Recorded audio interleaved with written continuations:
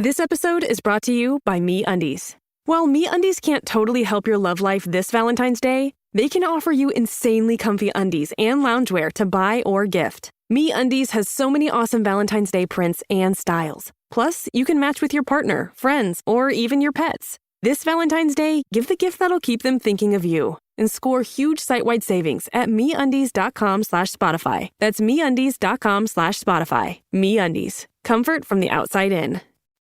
To realize the future America needs, we understand what's needed from us. To face each threat head on. We've earned our place in the fight for our nation's future. We are Marines. We were made for this. If I spend £1 billion, will I win all the sports? Answer me this, answer me this. Why am I scared of being left alone with my thoughts? Answer me this, answer me this. Helen and Ollie, answer me this. We've had an email from a hairy woman. Yay! Which one? Is it Patti Smith? It's not Patti Smith, it's Julie from Glasgow. Hello, Julie. You Hello. probably need the hair up there because it's very cold in Scotland. Well, thank you very much for being in touch, because it's a brave thing to write in and say. As a very dark-haired 30-year-old woman, I do have quite a bit of upper lip hair. I'm aware it is more obvious if I stand in the sun. Well, obviously you're never going to do that in Glasgow, are you? Ha ha ha. Or in brightly lit changing rooms. I did try to bleach it when I was a teenager, but quickly learnt that bleaching a moustache when your hair is so dark is tragic, as you end up with a white upper lip contrasting with very black hair. The alternative to bleach would be the waxing, but this requires quite a bit of maintenance, and I'm not ready to spend £20 every few weeks to get it done. So, I've decided to get on with it, and almost managed to convince myself that it's not that bad. Anyway, as Helen pointed out, this is a problem the world has created, and I'm sure that in 50 years' time, men will find women with moustaches very attractive. Dare to dream. I mean, at that point, the apocalypse will have happened, so depilatories will be in short supply. And Julie will be 80, and it's fine to have a moustache when you're 80. It's quite distinguished, actually. Yeah, roll on 2062. Yeah.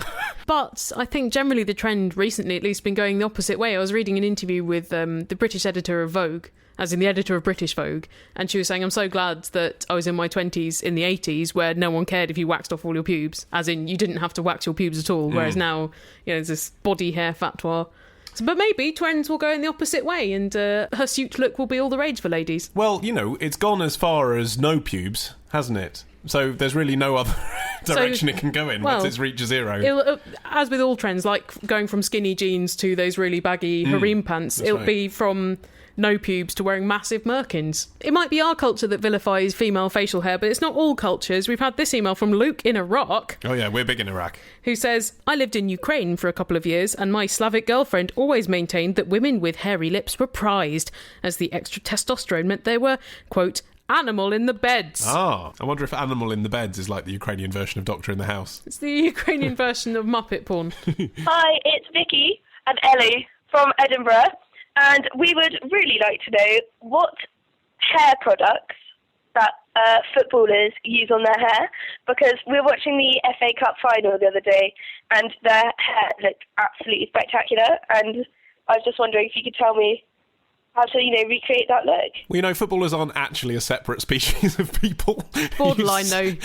Low intelligence, but physically very well developed. Yeah, I suppose in that way they're extreme, aren't they? I like the fact there are subspecies in footballers as well. So there's Joey Barton being the footballer that's all into art and violence. He's just... we don't know a lot about sport, listeners, so we're not going to go on about it. But you can imagine in any other profession... If in the course of a very high-profile event, like, let's say, Prime Minister's Question Time, right? Yeah. You went and kicked a ball into a net. No.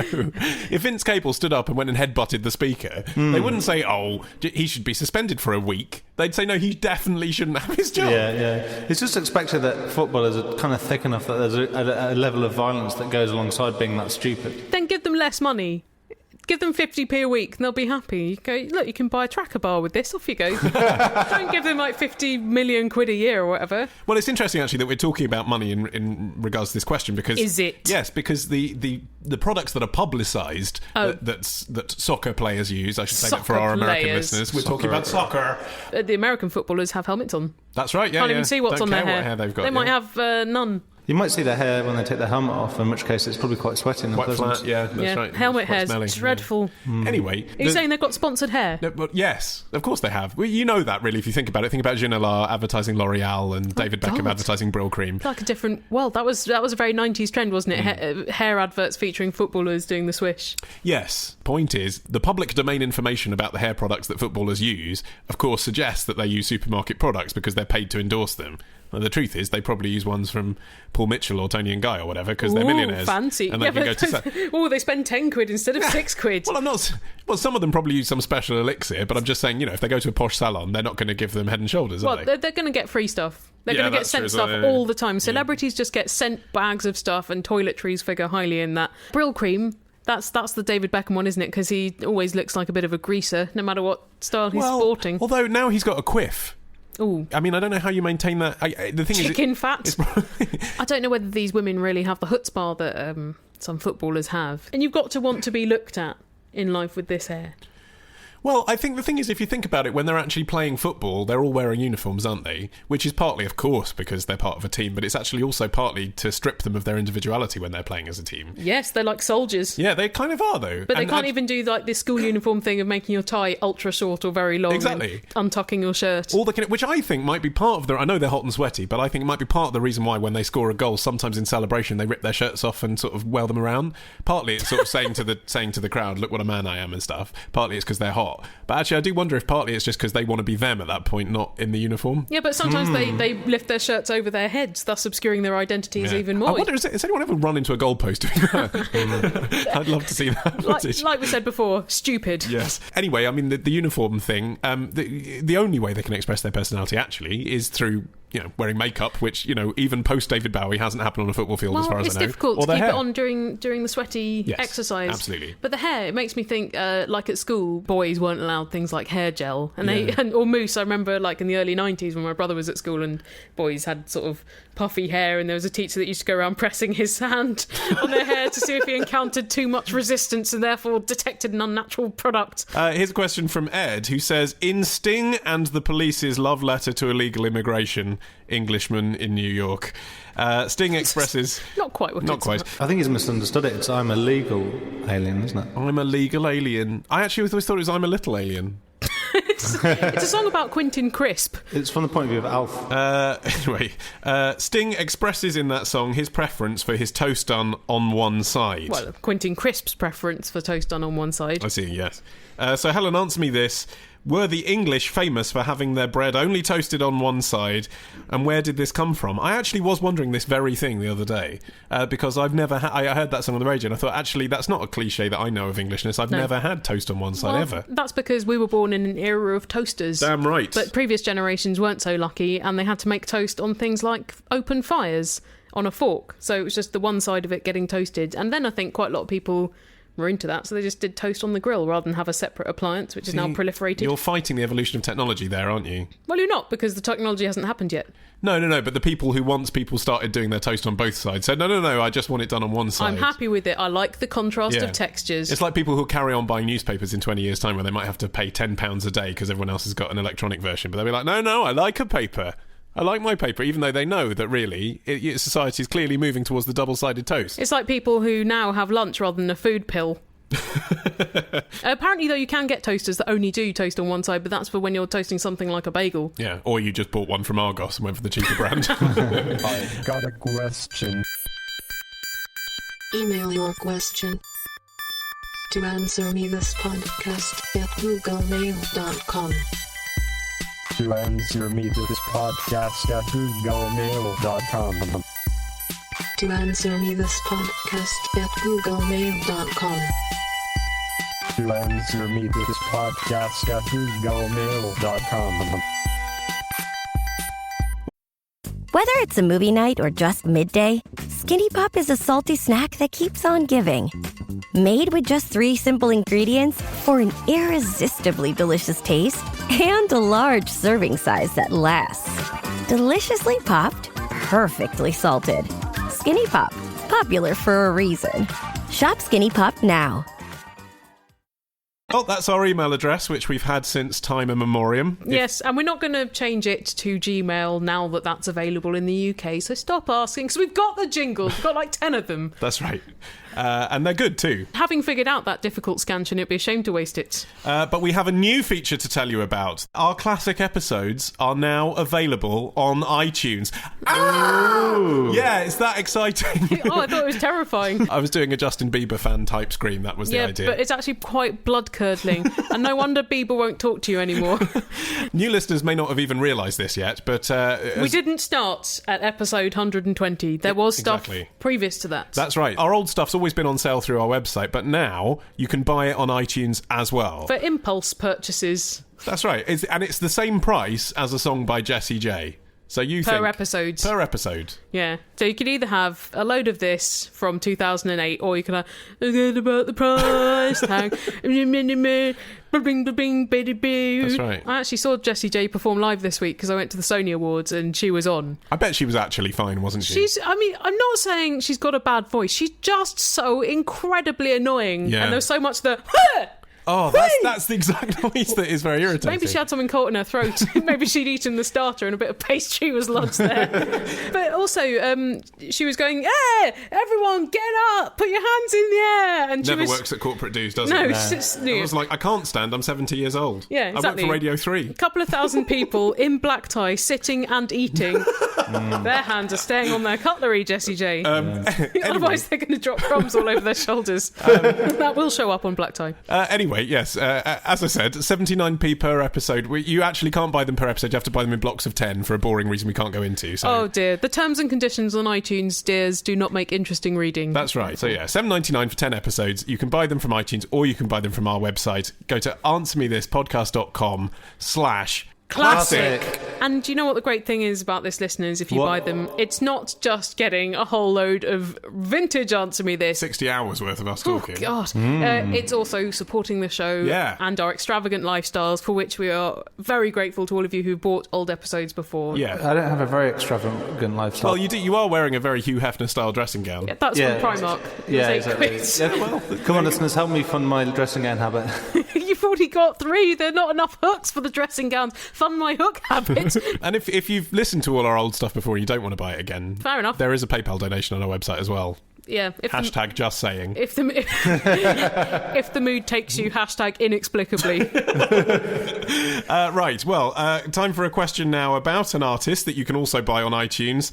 LMFAO. That wasn't funny at all. What wasn't? I see, yes, don't see what you've done. Very good. Meta. Nice. It's from Chris from Durham, who says, I was viewing an interview with David Hasselhoff. In a night box. Yeah, at the BFI archive. Is that on microfiche? Where the Hoff casually slipped into conversation that the band, LMFAO, famous for hits such as Sexy and I Know It, were the progeny of the founder of Motown. So Helen, answer me this. Is this true? I'm sorry to say that yes, it is. One of them, Red Foo, whose real name is Stephen Kendall Gordy, is the son of Berry Gordy. That's brilliant. Wow. And the other one, Sky Blue, aka Skylar Austin Gordy, is the nephew of Red Foo. Therefore is the grandson of Berry Gordy. Just before the episode, we knew we'd talk about this, so we showed Martin the video of Sexy and I Know It. And honestly, there is a meme waiting to happen in us filming Martin watching things, a bit like when grandmothers watch Two Girls, One Cup. Because it was just like completely passive face for the first minute and a half. And then he literally laughed like this. He. I've never had anyone actually laugh like that before. He looked delighted. Yeah. It was like when we went into a Kid Robot store and he saw these like plush donuts with faces on. That's what the look on his face was. Well, he was doing this dance where he was like shaking what was meant to be his I don't know what the phrase is, bull booty? Don't worry, Martin. 233 million people have seen the video. I think everyone but you knows what you're talking about. Jiggling his cock, yes. Jiggling his business. And I was just watching it trying to work out if it was like a collection of ball bearings or maybe like a Why would it be ball bearings? Or a little water balloon. Why would it be water balloon or ball bearings, you lunatic? Well, that was a sort of dynamic movement that you get. I was surprised at Martin's reaction to this video because I thought, to Martin, Sonic Apocalypse. It's very different to the kind of music that you make and listen to generally, but you concluded after watching it that was sweet. Well, it was like a sort of updated Weird Al Yankovic or Bloodhound Gang, which I think are quite... Yes, yeah, it is very much in that But vein. it's a monstrous noise. I mean, just when you think that Black Eyed Peas have taken your ears to the worst places they can possibly They make go. Black Eyed Peas look like Simon and Garfunkel, these guys. Don't say that, because then Will.i.am will sample Bridge Over Troubled Water. And you know what's going to happen. I am just a poor boy, though my story's seldom sold. Sell everything sold. Oh, God, I can hear it now. You can basically judge the next single for any of these artists based on what Sesame Street would do. They're like educational songs. Well, just because there's someone with a robot head, who I admire because he's the one who's going, yeah, I'm going to enjoy the lifestyle that being in LMFAO grants me, but no one knows who I am, which means I'm unscathed by this shit. Apparently he's a playwright, the guy that wears that cardboard hat. That's funny. It is funny. But, okay, Berry Gordy has 8 kids by several different women, so he probably thought at least one of these is going to be a musical bad apple. So I reckon he's all right with it. And also Motown were very cynical. I mean, sure, they produced some of the most glorious music of the 20th century, but they treated their artists like shit in most cases. Yeah, I know, but I mean, you look at other musical dynasties like, Dionne Warwick and Whitney Houston and Aretha Franklin, and then think the guy who actually founded Motown gave birth to these guys, this pair of clowns. I think it's quite a good name for a band, LMFAO. One of their grandmas came up with it. No, she didn't. Yeah, because they were going to be called Sexy Dudes, and they asked their grandma what she thought about it, and she went, laugh my friggin' arse off. Really? Yeah. Well, here's the extraordinary statistic. Apart from Berry Gordy's 8 kids. Yeah. Party Rock Anthem is the 16th biggest selling song of the millennium. I'm going to kill myself. Isn't that amazing? Of the millennium. No, not really. It's like the Birdie song, isn't it? It's just a novelty song that anyone can get into. Like, there's nothing offensive in there or complicated. So any nationality, There's any nothing age... offensive about people shoving their crotches in people's faces. That happens every day. On the tube. Yeah, exactly. As all the people visiting London for the Olympics will find out. But the nature of this question, though, is that because they are related to Berry Gordy, that somehow they should have a similar musical sensibility. Why? I mean, I don't know what kind of music my grandfather liked. Well, my uncle is Neo Funky Man 1 on YouTube. My mum's brother. He does club nights, doesn't he? He does, yeah. He does an R&B club night. Just your kind of thing. It's not really my kind of thing, but there you go. There you go. Exactly. Same bloodline. You could team up with him. You just haven't yet. Well, I should do. He's got 6.2 million video views on Jesus. YouTube. Yeah. I mean, it is just by reposting other people's songs from the 70s. Would you feel comfortable being in a video with your uncle where all you're wearing is a pair of glasses with no lenses in and a tiny little metallic pair of trunks? I'd be more comfortable saving that for the post-Christmas bin. After the Queen and Top of the Pops. Round about then, before Shrek comes on. I suppose no need to loosen your belt if you're not wearing any clothes. Exactly. Well, now you put it that way, and I've seen a background to the stories being told by that video of it all being them having a bit of postprandial exercise after a heavy Christmas meal. I've started to like them a bit more. Answer me this. 1066 was the Norman invasion. 1818 was the publication of Persuasion. Wasn't it? I love that book. They all wear bonnets. I got my own with a pretty flower on it. Don't I? I'm worried though. I think it makes me look a little bit effeminate.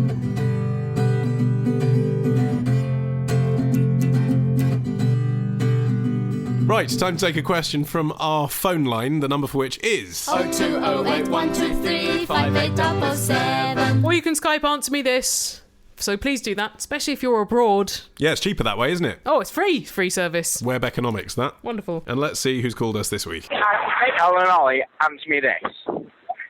Is it wrong for my friend to go out with his ex's good friend 3 weeks after they broke up?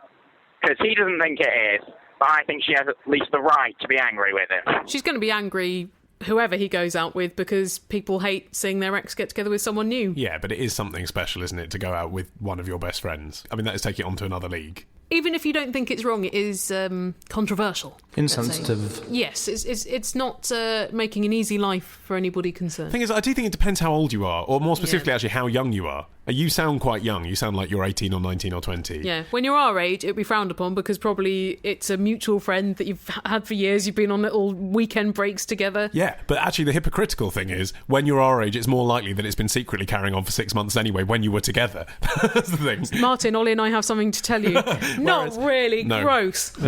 When you were definitely not. When you were please never. When you were, whereas when Not you're even if someone held a spear to our heads. What if I go and wash my hands? Wash your brain. when you were 19, though, it's quite normal, isn't it, to break up with someone and then really within weeks you're absolutely back on the market. You recover a lot quicker when you're younger, ideally. If I split up with my long-term girlfriend Heaven now, forfend, because no one else needs to put up with you. That's right. I think I would kind of not enjoy, not revel in, but sort of just want to have the heartbreak bit, and I'd want to come to terms with it and all that. I'd want the recalibration time, I suppose, is what I'm saying. You would need to establish who you were as a person alone, rather than as part of a duo. That's right, Dr. Ruth. I would. Where do you end and where does she begin?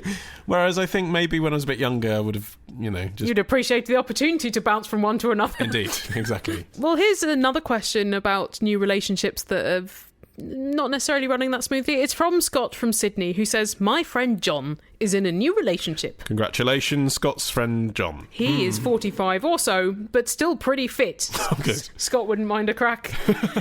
She is 31 and a Pilates instructor. Good Lord. However, neither of these facts matter much, says Scott. Well, it's an insight, isn't it? Yes, that's true. It's good to have background. John tells me that the first weekend they got together, they shagged about half a dozen times. Great results. Well, they are. That's Viagra for you when you're 45. Stop it. Unfortunately, since then, the rampant sexual activity has waned, with the frequency reducing every week. Oh. So 2 months into this new relationship with his nubile younger woman, John is aghast that the shagging is now down to only once a week, and the decelerating trend looks to be continuing on the sexual graph he keeps on the back of the bedroom door. So, Wally, answer me this. How does John bring this up sensitively with his new lass? He really wants the relationship to continue, but feels that the difference in their sex drives may pose a genuine issue for them. This is weird, isn't it, after 2 months? This is a question that people ask after several years in problem pages. Well, yes, and it's also weird that Scott, as we might call him in inverted commas, seems to know so much about John, as we might call him in inverted commas. Well, John could be a blabbermouth. I think John's telling you either far too much as a friend, or, Scott, you know a little bit too much about John's inner workings of his mind. I wonder whether this woman's profession actually is important, unlike what Scott said, because maybe she's just physically tired out from the rigours of her job. After a day of teaching Pilates, yeah. Exactly. Also, the thing is, the couple average, when they do surveys of this kind, I know people aren't always honest, but they're probably honest in both directions, if you know what I mean. Okay, so the average probably works out reasonably about right, representative. yeah. Is sort of once or twice a week in a couple. So, therefore, really, isn't it the case that it was unusual to be shagging 6 times in a weekend when you first met? That's what people do when they first meet because the pheromones are bouncing around. Yeah, but actually, really, weren't you just having 6 weeks of shagging in a weekend? No, but they've only just got together, and 2 months in, you wouldn't expect You wouldn't expect to have gone down to once a week yet. Maybe you're approaching her at the wrong times of day. Yeah. Maybe she's a morning person and you're an evening person, John. Maybe he's just not that great and she's not that enthusiastic about it. Well, or maybe he's just not putting in the effort. I mean, that's the other thing. Maybe when they first started going out and he was excited that despite being the grand old age of 45, he'd managed to pull a 31-year-old Pilates instructor. Maybe, then he is pretty fit, says Scott. I'm sure. Maybe he was putting in a bit more effort, and now what we're seeing is symptomatic of the fact that he just expects sex on tap without putting the romance in. Yeah, that's possible. But again, 2 months in, they ought to be still quite romancy. Is this relationship on a fast track? So in 8 months' time, they'll be sitting on a porch under crochet blankets, helping each other take their arthritis medicine. Possible that they're just not that sexually compatible. Yeah. And after the initial flush of lust, experimentation, that it's settling down too quickly, and it's because they're not that well suited. But break up. There's no other way.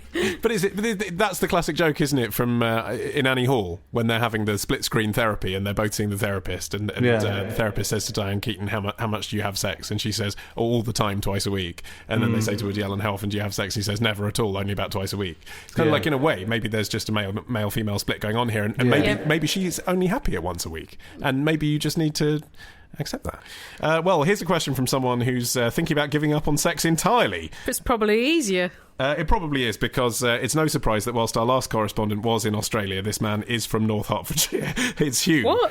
What's that got to do with it? It's not the most... sexy place? Yeah, it's a little bit frigid, North Hertfordshire. I was convinced it was going to be from your girlfriend. I'm disappointed.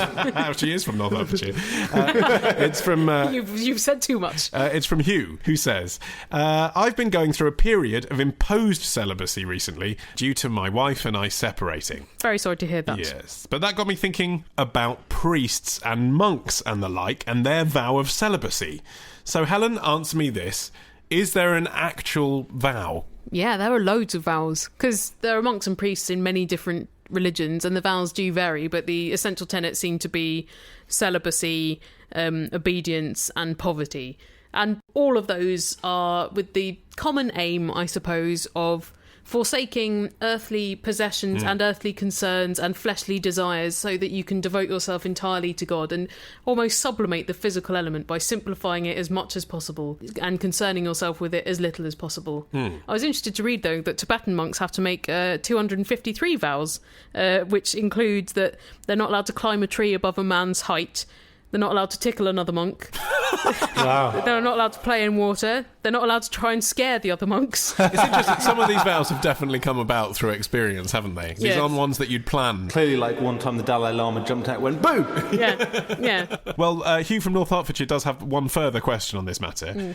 He says, I know that the vow of chastity is supposed to stop them fornicating with other people, but does it also stop them self-pleasuring? Yes, it's a vow of chastity, yes.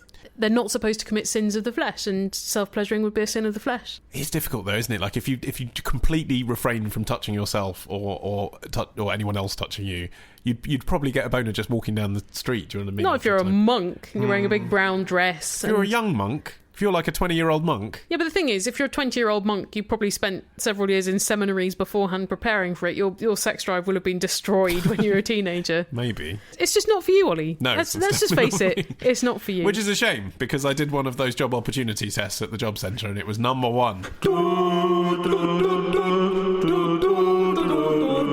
People always ask one what one does for fun. Well, one enjoys watching Gok 1 and A Fish Called Wonder. One is also partial to One Direction and The Wanted, and the short-lived Billy Corgan Band's One. The Answer Me This Jubilee, 1 hour of Her Majesty's pleasure. Available now on iTunes. Here's a question from Nick from Colorado, who says, I found on the internet a photo of a lady putting an erect elephant penis into herself. Ollie, answer me this, please. Could people who participate in bestiality be arrested? Yes. Of course they could. In UK law, I'm pleased to say, is one of the most specific in the world on this matter. Oh, good. It actually says specifically that the penetration of a human being by the penis of an animal is prohibited, and the penetration of an animal by a human's penis is prohibited. Right. It's covered both bases that most people's imaginations would stretch to. What about the Richard Gere thing of a whole hamster up the bum? I suppose the hamster's got the penis on it, so... Lawyers, if you're listening, she was referring to Richard Gere purely in popular mythology. Yeah, exactly. Yeah. The Richard Gere problem. Yes. What about it? Yeah, that would definitely be wrong. But it's not a penis, I appreciate. It's a whole animal. You see, it could be a female hamster with no penis. Well, the thing is, I mean, there are some vagaries around this. Having said that it became a specific offence, here's a shocking fact. Guess when it became a specific offence? Oh, probably 1990 or something. 1994. Oh, man. That's the year I got bar mitzvahed. Your bar mitzvah party really brought in a lot of legislation, didn't it? I told my parents they shouldn't have gone with the London Zoo theme. But in Colorado, the laws could be different. Yes. Well, in the US, it's all done under animal cruelty legislation. So they don't actually, of course, it's different state by state, but they don't actually have bestiality laws generally. They just do it all under animal cruelty. But there is then the complication that the judge or the jury actually have to conclude that the animal didn't enjoy it. Yeah. Which is problematic because you weren't there. But then how can you prove that the animal did enjoy it? Well, exactly. And I don't think anyone has made that argument. It's an embarrassing argument to stand up and make in a court. Yeah, well, and also it's like, for example, I mean, people wank off animals for breeding, don't they, all the time? So in that scenario where apparently the human being isn't taking pleasure from it, is that animal abuse? But there are some countries where you're allowed to marry animals, and therefore I'd assume the marriage contains sexual contact. But they're probably countries where they treat women like animals that are not capable of acquiescing or disagreeing. Well, I'm pleased to say that the Jews have always been against it, Helen. Accursed is one who lies with any animal, and the entire people shall say, Amen. I can't imagine the entire people would really feel very comfortable discussing that 3,000 years ago. It would put you off having sex with anything if there was the entirety of the people standing around you going, Amen. Yeah. Amen.